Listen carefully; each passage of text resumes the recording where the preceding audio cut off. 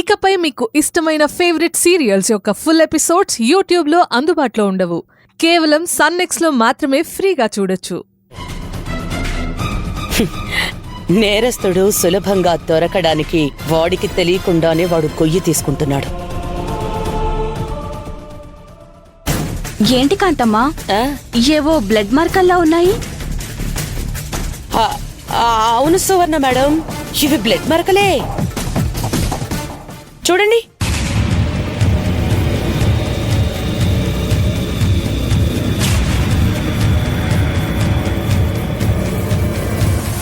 ఈవిడేంటి ఎంత క్యాజువల్గా వెళ్ళిపోయింది?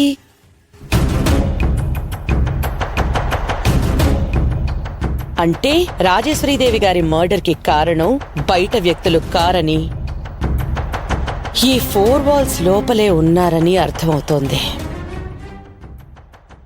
ఎస్, శబరిని రమ్మని మెసేజ్ పెడతాను.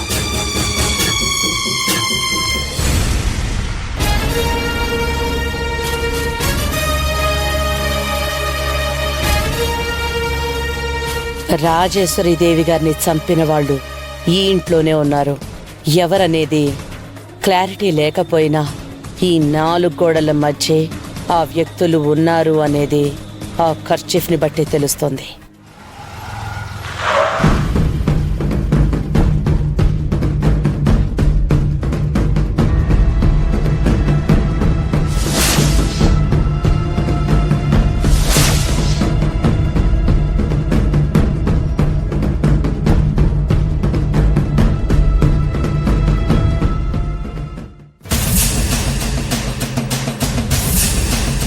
ఇంట్లో ఎవరున్నారు?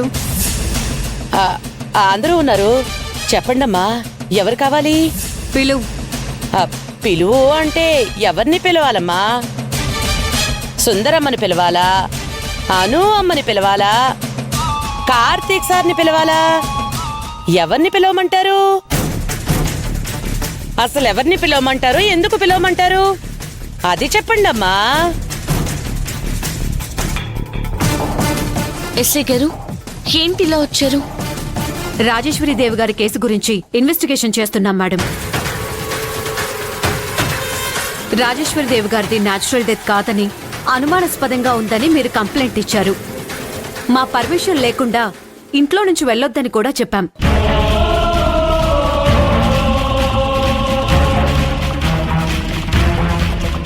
ఏంటి ఎస్ఐ గారు, ఏమైంది ఇలా వచ్చారు? సార్, రాజేశ్వరీదేవి గారికి సంబంధించి మాకు కొన్ని ఆధారాలు కావాలి. అవి ఏమన్నా దొరుకుతాయేమని వచ్చాం. ఎస్, మనం చేసిన ప్లాన్ బాగానే వర్కౌట్ అయింది. ఫైనల్గా నిజం తెలిస్తే సుందర్ని అరెస్ట్ చేస్తారు. ఎస్ఐ గారు, అమ్మ విషయంలో మీరు నిగ్గు తేల్చండి. ఏ ఆధారం దొరికినా వదిలిపెట్టొద్దు. ప్లీజ్ మీరు చూసుకోండి. ఏవైనా ఆధారాలు దొరుకుతాయేమో చూడండి, వెతకండి. కానిస్టేబుల్స్ మేడం, ముందుగా రాజేశ్వరీదేవి గారి రూమ్ వెతకండి. ఓకే మేడం, పదండి.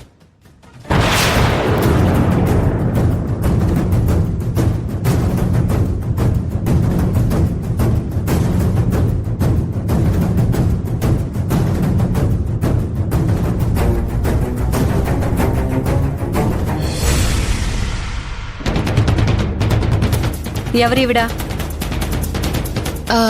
మా చెల్లి. చెల్లెలు అంటే చెప్పండి madam. Near and dear family, చెల్లి అని పిలుస్తాం.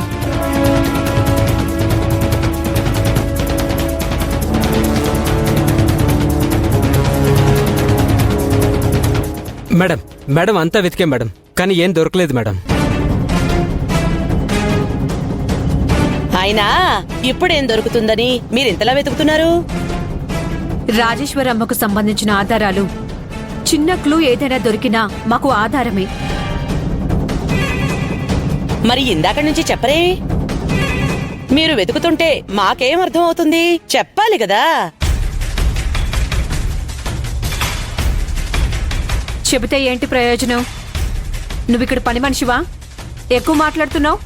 అయ్యో రామా, అదంటమ్మా అలా మాట్లాడుతున్నావు? పని మనుషులైతే మాట్లాడకూడదా? ఏదో మీరు వెతుకుతున్నారు, కనిపించడం లేదు. నాకు వెతకుండానే రాజేశ్వరమ్మ గారి గదిలో ఇది దొరికింది.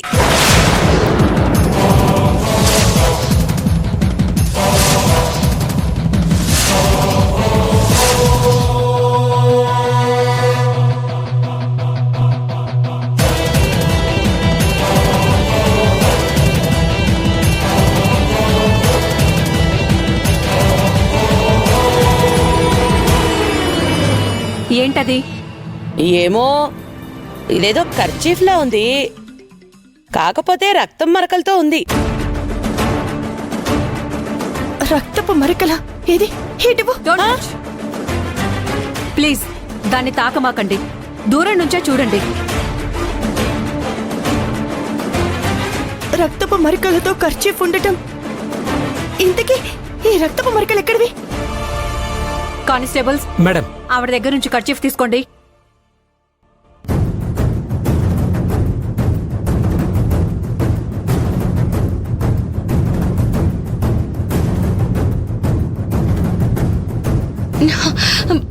ఎస్ఐ గారు, నేను రాజేశ్వరమ్మ రూమ్ లో ఆ బ్లడ్ చూశాను.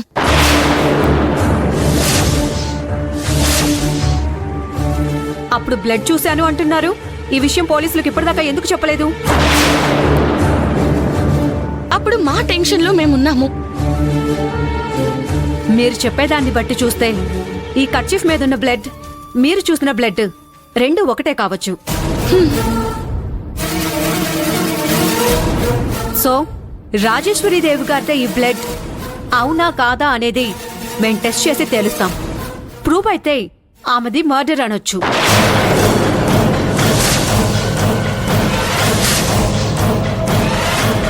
మేడం, మీరు బాగా డీప్ గా మా మమ్మీ కేసుని స్టడీ చేయండి.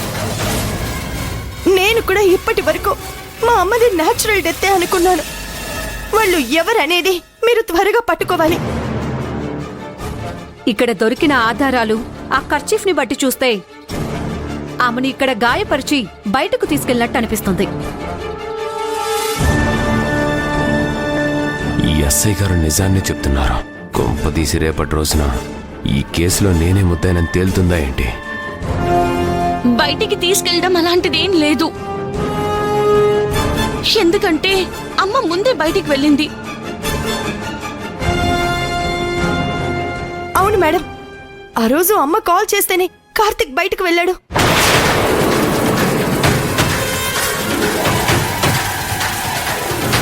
ఫస్ట్ ఈ బ్లడ్ గ్రూప్ ని మీ మదర్ బ్లడ్ గ్రూప్ తో టెస్ట్ చేస్తాం.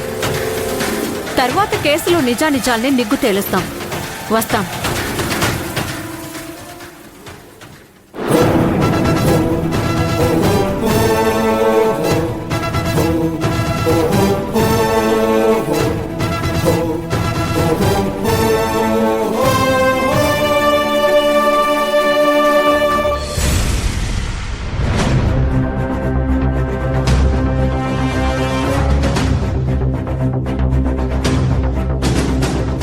అమ్మని చంపేశారా?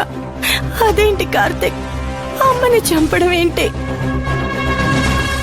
ఇంతకాలం అమ్మది నేచురల్ డెత్ అని అనుకుంటున్నాను. నేను నీతో పాటే విన్నాను కదా అను బేబీ. ఆంటీది ఏ రకంగా మర్డరు, వాళ్ళు ఏదేదో చెప్తున్నారు కానీ నాకేం అర్థం కావటం లేదు. అంత క్లియర్ గా చెప్తుంటే బ్లడ్ ఉన్న అప్పటి క్లాత్ తీసుకొచ్చారు. ఆ సుందరి కూడా నేను అప్పట్లో బ్లడ్ చూశాను అని చెప్తుంది. పోలీసులు వచ్చి ఎంక్వైరీ చేస్తున్నారు కదా కార్తిక్. నువ్వు బాధపడకను బేబీ, ముందు ముందు అన్ని విషయాలు తెలుస్తాయి.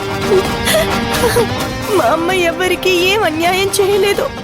అలాంటి మంచి ఆవిడ్ని చంపేశారంటే వాళ్ళు ఎవరై ఉంటారు? వాళ్ళని విడిచిపెట్టను కార్తిక్.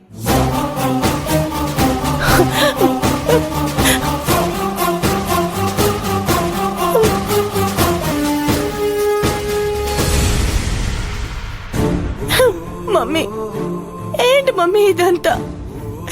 నిజమేనా? నువ్వు చనిపోలేదా? చంపబడ్డావా? ఎవరు మమ్మీ నిన్ను చంపింది?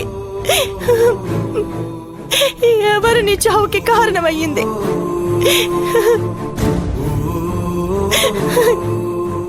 కార్తిక్, చీమకు కూడా మా మమ్మీ హాని తలిపెట్టదే. అలాంటి మా అమ్మని చంపాల్సిన అవసరం ఏముంటుంది?